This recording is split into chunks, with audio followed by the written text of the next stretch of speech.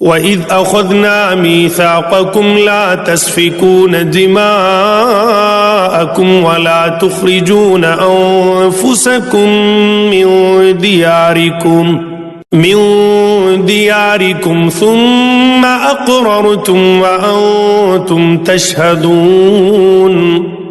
اور جب ہم نے تم سے وعدہ لیا کہ آپس میں خون نہ بہانا، قتل نہ کرنا اور آپس والوں کو جلا وطن نہ کرنا، تم نے اقرار کیا اور تم اس کے شاہد بنے۔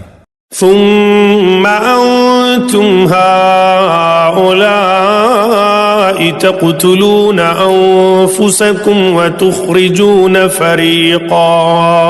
فريقا منكم من ديارهم تظاهرون عليهم بالإثم والعدوان وَإِن يَأْتُوكُمْ أُسَارَىٰ تُفَادُوهُمْ وَهُوَ مُحَرَّمٌ عَلَيْكُمْ إِخْرَاجُهُمْ أَفَتُؤْمِنُونَ بِبَعْضِ الْكِتَابِ وَتَكْفُرُونَ بِبَعْضٍ فَمَا جَزَاءُ مَن يَفْعَلُ ذَلِكَ مِنكُمْ إِلَّا خِزْيٌ فِي الْحَيَاةِ الدُّنْيَا وَيَوْمَ الْقِيَامَةِ يُرَدُّونَ إِلَىٰ أَشَدِّ الْعَذَابِ وَمَا اللَّهُ بِغَافِلٍ عَمَّا تَعْمَلُونَ۔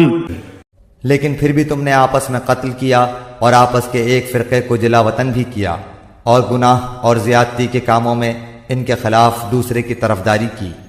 ہاں، جب وہ قیدی ہو کر تمہارے پاس آئے تو تم نے ان کے فدیے دیے، لیکن ان کا نکالنا جو تم پر حرام تھا اس کا کچھ خیال نہ کیا۔